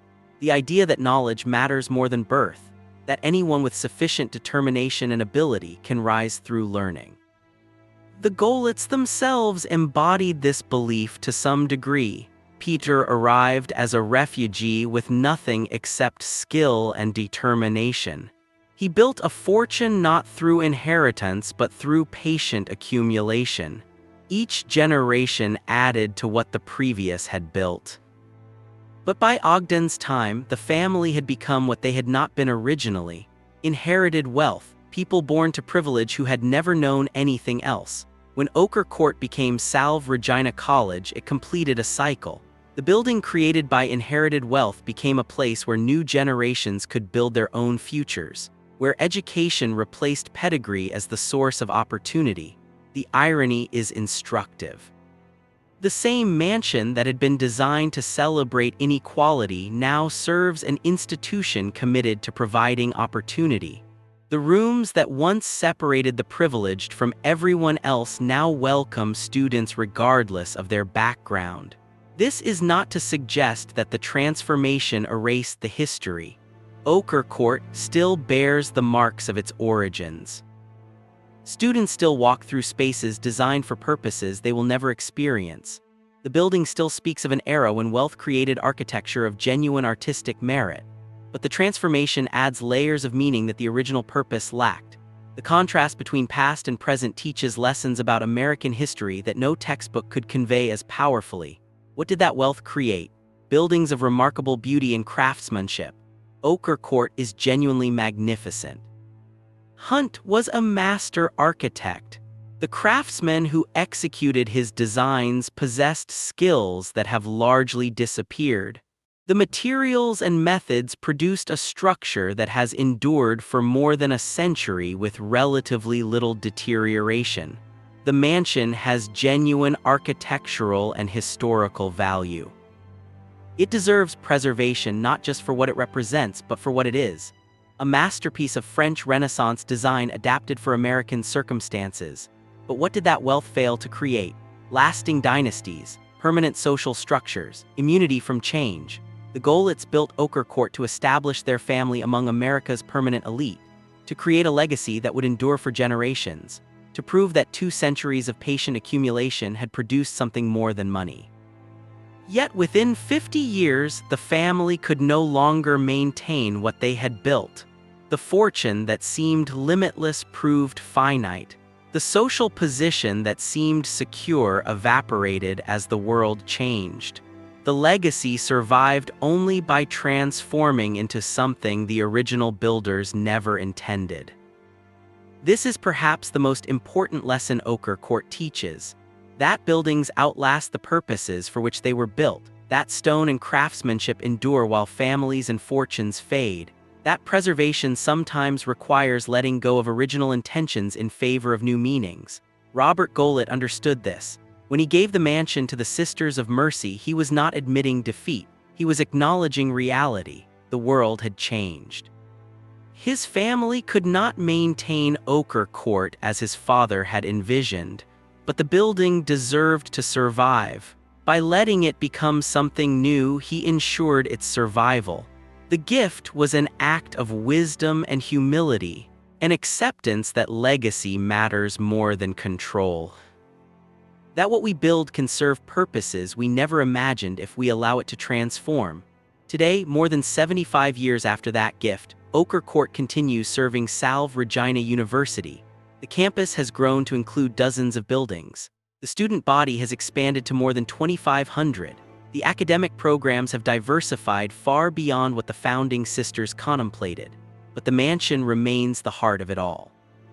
The symbolic center that connects past to present. The reminder that American history includes chapters of both inequality and opportunity. That wealth can create beauty even when it also creates injustice. That buildings can outlive the purposes for which they were built if we allow them to transform. Students still climb the marble staircases where millionaires once descended in silk and diamonds. They still pass beneath the gilt arches that took craftsmen years to complete. They still study in rooms where society matrons once plotted social campaigns, but they do so in pursuit of education, in preparation for futures they will create through their own efforts, in a building that now represents opportunity rather than exclusion. The limestone still glows in the light that gave Ochre Point its name. The Atlantic still crashes against the cliffs below. The Chateau still rises above the coastline in the profile that Hunt designed more than a century ago. What has changed is not the building but its meaning, and that change represents something fundamentally American. The belief that nothing is permanent, that even the grandest structures can find new purposes. That transformation is not destruction but adaptation. Ochre Court survived not because the Goelets maintained it, but because they let it go. Not because wealth preserved it, but because education gave it new life. This is the real legacy of the mansion, not the fortune that built it, but the wisdom that saved it. not the statement it was meant to make about one family's arrival, but the service it provides to thousands of students who will never know that family's name. On the cliffs above the Atlantic, the chateau endures, changed but intact, serving purposes its builders never imagined, teaching lessons they never intended. Surviving because it transformed rather than because it remained the same. The real estate fortune that built Ochre Court began with a simple observation: land cannot disappear. Peter Golit understood this in 1676 when he arrived in New Amsterdam. He bought property on the edges of settlement, land that seemed worthless because it lay too far from where commerce happened. He was buying the future. He just had to wait for it to arrive. This patience became the defining characteristic of the Golit fortune. While other families chased quick profits in shipping or manufacturing, the Golits simply held land. They collected rent from tenants, they maintained their properties, they reinvested income into additional purchases, and they never sold. The strategy seems obvious in retrospect. Manhattan Island was limited in size. The city could only grow in one direction, north. Every year, development pushed into areas that had been wilderness. Property that had been cheap became valuable. Land that generated modest rent suddenly commanded premium prices from tenants desperate for space. But the strategy required discipline that most people lack. It required believing that tomorrow would be better than today. That holding was smarter than selling. That patience mattered more than immediate gain. Generation after generation of Golits maintained this discipline. They watched neighbors make fortunes quickly in risky ventures. They saw other families lose everything when those ventures failed. They stayed focused on land. By 1800, the family owned significant portions of Manhattan, not just lots but entire blocks. Their holdings stretched from the developed southern tip of the island into areas that were still farmland. Every property generated income. Every property increased in value year after year. The true genius of the strategy became clear as New York exploded in the 19th century. The city's population grew from 60,000 in 1800 to over 3 million by 1900. Every one of those people needed somewhere to live and work and shop. The Golits owned the land beneath thousands of those locations. They did not build the structures themselves. They leased land to others who took that risk. If a building succeeded, the Golits collected rent. If it failed, they still owned the land. They could lease it again to someone else. The ground itself was the asset. Everything built on it was temporary. This approach created wealth that compounded automatically. Rent from existing properties funded new purchases. New purchases generated additional rent. The cycle reinforced itself without requiring brilliant insight or risky decisions. Just patience and discipline applied consistently over decades. When Ogden and his brother Robert inherited in 1879, they received not just $40 million in assessed value. They received a system that would continue producing wealth for as long as Manhattan remained valuable, which seemed likely to be forever. Ogden could have lived comfortably on the income without ever working. Many men in his position did exactly that, but he wanted more than comfort. He wanted recognition. He wanted to build something that would announce the Golit name to the world. Newport provided the opportunity. The Rhode Island resort had become the summer capital of American wealth by the 1880s. The families who mattered gathered there each year. They built cottages that rivaled European palaces. They competed to host the most lavish entertainments. They created a social season that determined who belonged at the very top. The Vanderbilts had their marble palace. The heirs had their multiple estates. Other families were building constantly. Each new mansion raised the stakes. Each entertainment tried to surpass the last. Newport had become a theater where America's richest families performed their wealth for each other. Ogden decided to enter that theater with the best architect money could hire. Richard Morris Hunt had designed the Vanderbilt Mansion on Fifth Avenue. He had created the base of the Statue of Liberty. He was the only American architect trained at the École des Beaux-Arts in Paris. the most prestigious architecture school in the world. When Ogden approached him, Hunt saw an opportunity to create something special, not just another large house, but a true French chateau transported to American soil, a building that would look at home in the Loire Valley but stand on the cliffs of Rhode Island. The design process took months. Hunt sketched elevations and floor plans. May Golitt contributed her understanding of how the spaces would need to function for entertaining. Ogden provided feedback based on his travels in Europe and his friendship with the Prince of Wales. He knew what aristocratic residences looked like. He wanted his summer home to match that standard. Construction began in 1888. The timeline was aggressive: 4 years to complete a 50-room mansion with the most advanced technology available. Workers labored through winters. Ships delivered materials from Europe. Specialized craftsmen arrived from France and Italy to execute details that local workers could not match. The cost escalated beyond original estimates. This always happens with ambitious projects, but Ogden never hesitated. The Golitt real estate empire generated income that could absorb any expense. Rents arrived monthly from Manhattan properties whether he was there or not. The fortune sustained itself. By 1892, Ochre Court was complete. The exterior impressed with its French profile and limestone facade, but the interior truly astonished. Every surface received ornamental treatment: painted ceilings, gilt woodwork, marble staircases, a 16th-century fireplace imported from France, Gobelin tapestries woven for royalty, and 1,200 electric lights, more than 6 times the electrical capacity of the entire town of Newport. Visitors who entered after dark experienced illumination unlike anything they had seen in a private home. Chandeliers blazed, wall sconces glowed. The smell of gas lamps that dominated other houses was entirely absent. The technology announced that the Golitts commanded not just wealth but the future itself. They were not merely recreating aristocratic splendor from centuries past. They were demonstrating mastery of the most advanced innovations available.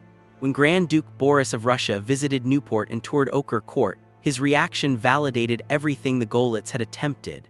He had grown up in palaces. He had seen the treasures of the Romanov dynasty.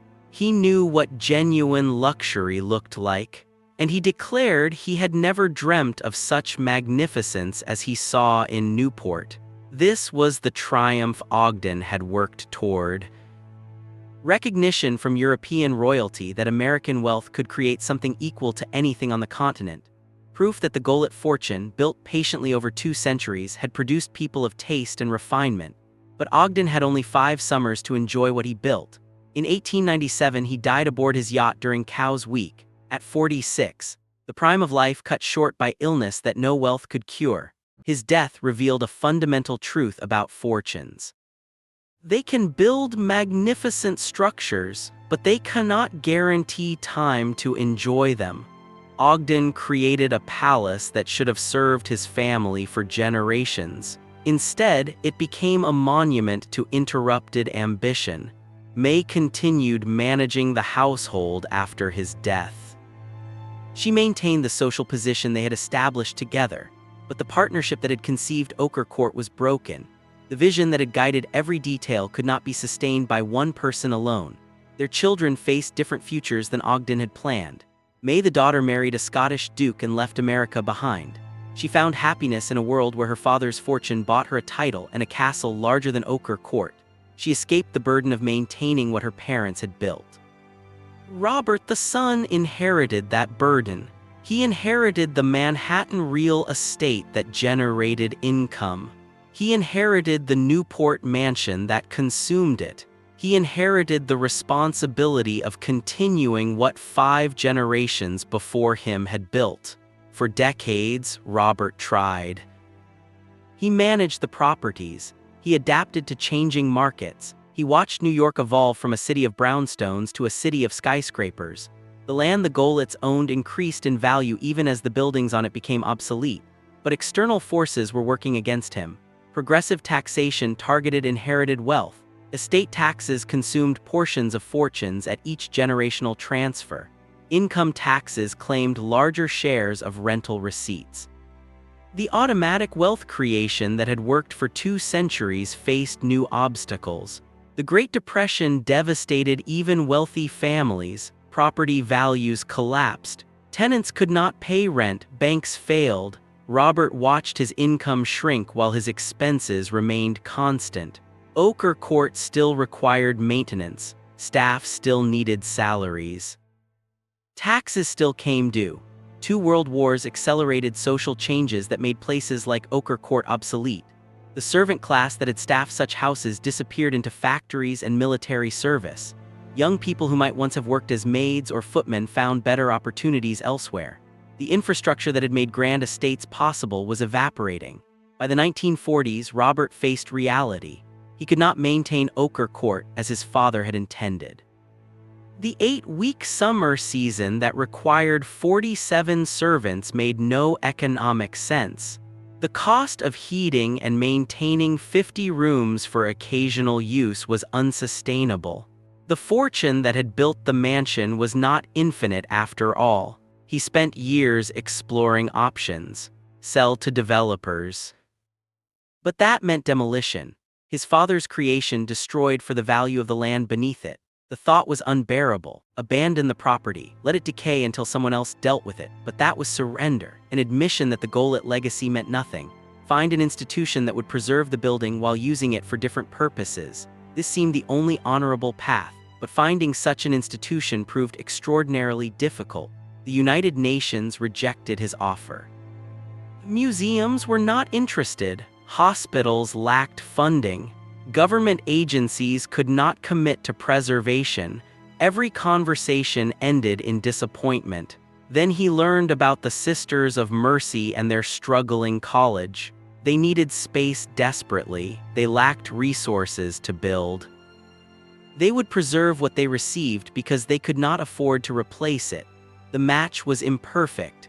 A French chateau built for summer entertaining converted to a college operated by Catholic nuns, but imperfect was better than demolished. Preservation was more important than original purpose. In March 1947, Robert signed over the deed. He asked for nothing except that the gift be recorded in memory of his father. The Gilded ownership of Ochre Court ended 55 years after it began. 3 generations had occupied the mansion, none of them for very long. The fortune that built Ochre Court continued for a while in other forms. The Manhattan real estate still generated income, but it too faced pressures that earlier generations had never encountered. Rent control laws limited increases, property taxes escalated, development restrictions prevented maximizing land values. Eventually, much of the Gilded holdings were sold. The strategy that had worked for 2 centuries lost its effectiveness in the 20th century. The discipline that had built the fortune could not sustain it against forces beyond any family's control. Today, the Gilded name is largely forgot outside of history books and property records. The fortune has dispersed. The family has scattered. The Manhattan Empire has been divided and sold and absorbed into other holdings. But Ochre Court remains, not as a family home, not as a private residence, as something that serves thousands of people who will never know the name of the man who built it. This is perhaps the most important lesson the story teaches. Fortunes are temporary, families fade, social position evaporates when circumstances change, but buildings can endure if they find new purposes. The real estate strategy that built Ochre Court was brilliant for its time. Buy land, never sell, collect rent forever.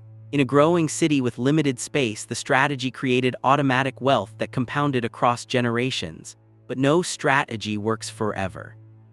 The conditions that made the approach successful eventually changed.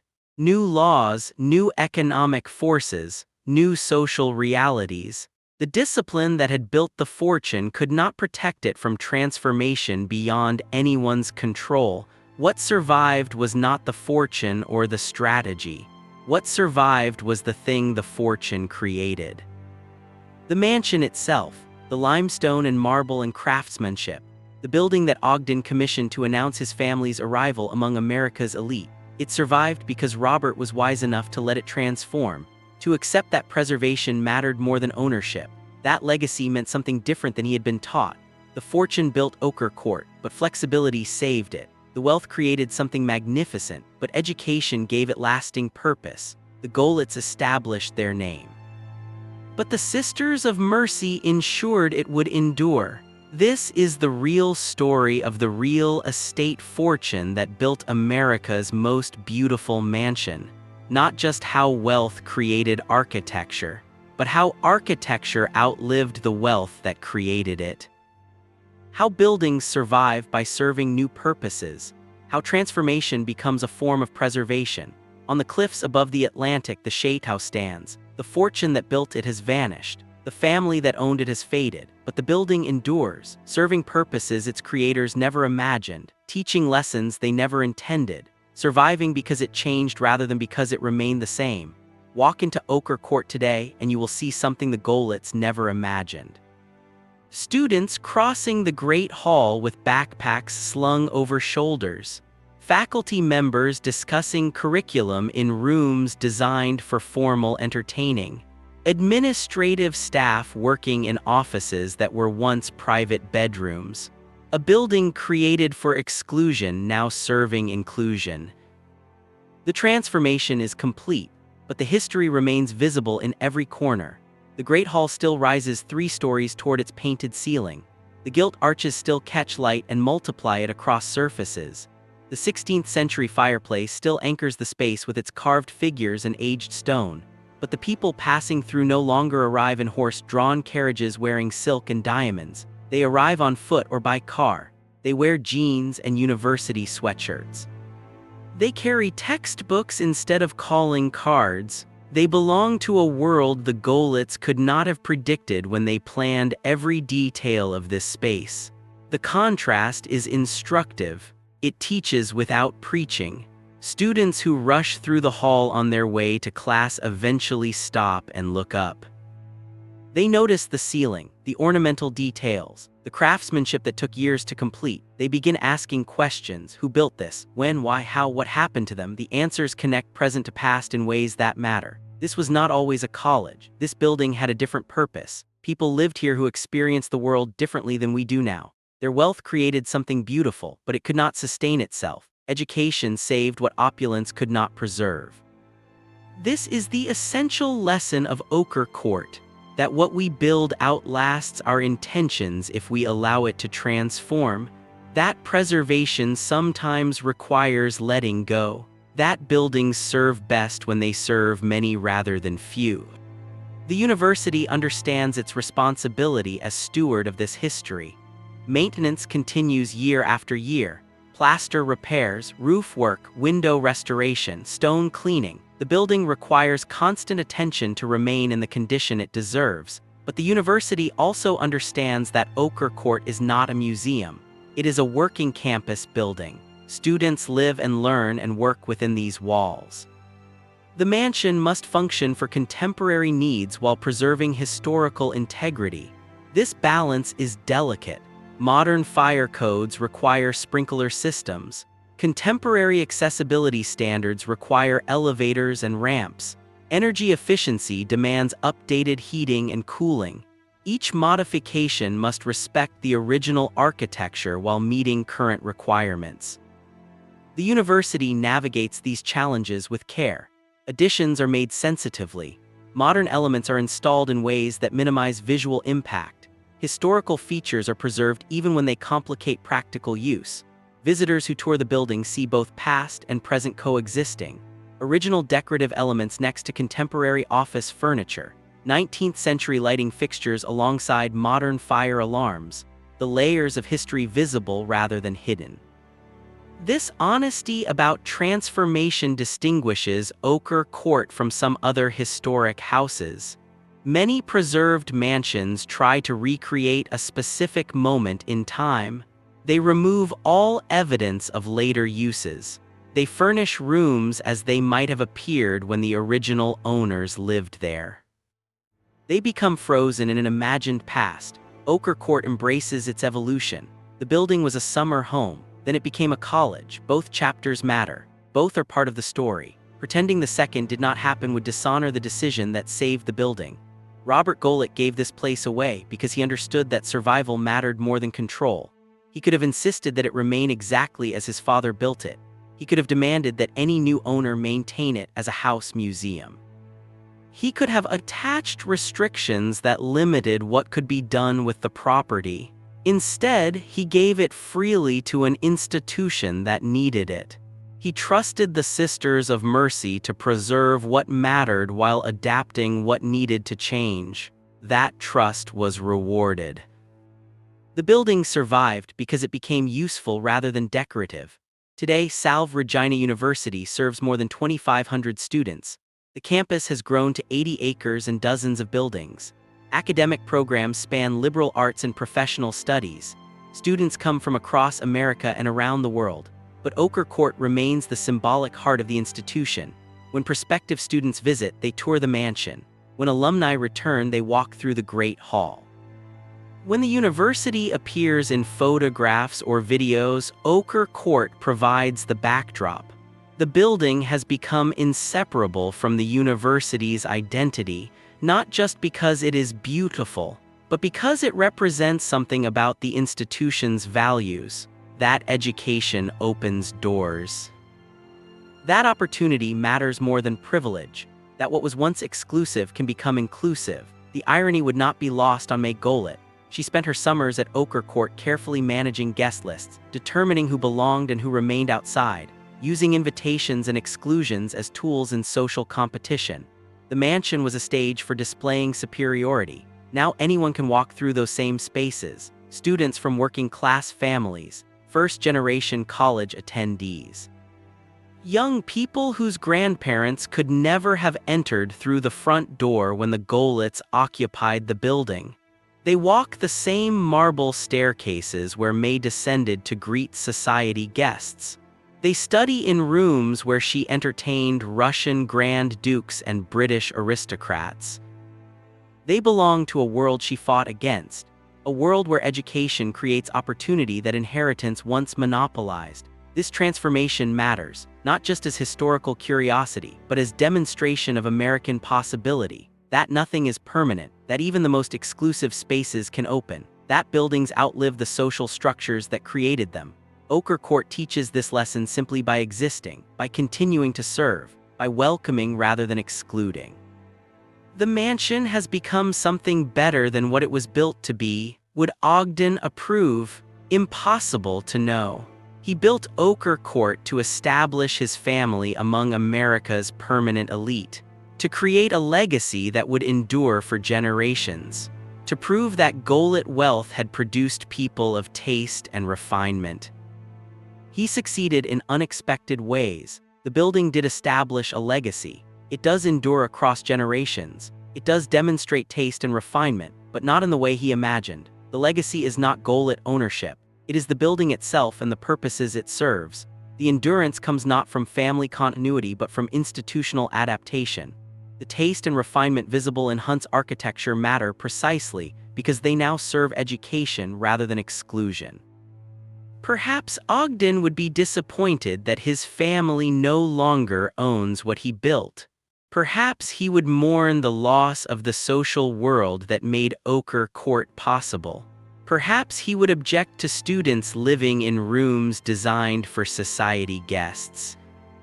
Or perhaps he would recognize that his creation survived when so many others did not, that his name remains attached to something meaningful, that the building he commissioned continues to impress everyone who sees it.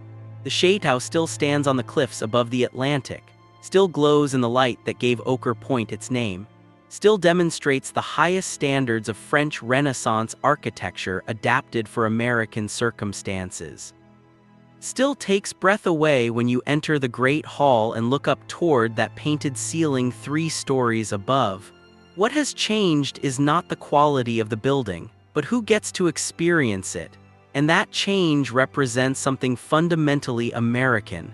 The belief that access matters more than ancestry, that education creates opportunity. That what was built by wealth can ultimately serve everyone. This is why Ochre Court matters beyond its architectural significance. This is why its story deserves telling, not just because a family built a beautiful mansion, but because that mansion survived by transforming, because preservation required flexibility, because the building now serves purposes more valuable than those it was designed for. The real estate fortune that built Ochre Court came from 2 centuries of patient accumulation. Peter Gilded bought land in 1676. His descendants held it through 5 generations. They followed a strategy that created automatic wealth as Manhattan grew around them. By the time Ogden inherited, the family owned properties generating income that seemed limitless. He had resources to build anything he wanted. He chose to build a French chateau on the cliffs of Newport, to hire the best architect in America, to import materials from Europe, to install technology that no other Newport mansion possessed. He created something magnificent, but he lived to enjoy it for only 5 summers. His son struggled to maintain it for 50 years before accepting that the burden was too great. His grandson let it go to an institution that would preserve it by transforming it. 3 generations, 55 years of family ownership, 77 years and counting as a college. The second chapter has already lasted longer than the first, and promises to continue as long as the university exists and needs this space. This is the real legacy, not Gilded ownership. But Ochre Court's survival and service, not the fortune that built it, but the flexibility that saved it, not the exclusion it was designed for, but the inclusion it now represents. On the cliffs above the Atlantic, the chateau endures. Students pass through halls where millionaires once gathered. Light still pours through windows designed to frame the ocean. Stone still glows in afternoon sun, and the building continues serving purposes that change with each generation while the architecture remains constant. Walk through Ochre Court on any afternoon and you will see past and present coexisting. History and education, wealth and opportunity. What was built to separate now connects. What was designed to exclude now welcomes. What should have been destroyed has survived by becoming something new. This is the story of how real estate built a palace, how a family tried to establish a legacy, how the world changed in ways no one predicted, how a grandson made a choice that honored the past while accepting the present, how a religious order gave the building new purpose, how education saved what opulence could not preserve. It is a story about patience and time, about what we build and why. About what survives when circumstances change beyond recognition. About buildings outlasting the purposes for which they were built. About transformation as a form of preservation. It is ultimately a story about America itself, about fortunes made and lost, about inequality and opportunity. About the past we inherit and the future we create. About buildings that stand as witnesses to history while serving the present. Ochre Court remains, the fortune has dispersed, the family has faded, the social world has vanished, but the mansion endures, beautiful and useful, historical and contemporary. A palace that became a college, a monument that became a school, a symbol of exclusion that became a place of opportunity. This is what survives, not the wealth that built it. Not the family that owned it, not the purpose it was designed for, but the building itself and the lives it now serves. The students who walk its halls, the education it makes possible, the connections it creates between past and present. On the cliffs above the Atlantic, the chateau stands. And will stand as long as we remember that what we build can serve purposes we never imagined if we allow it to transform. That preservation sometimes requires letting go. That legacy matters more than ownership. That buildings endure by serving many rather than few. This is Ochre Court. This is its story. This is what the real estate fortune built. And this is what education saved.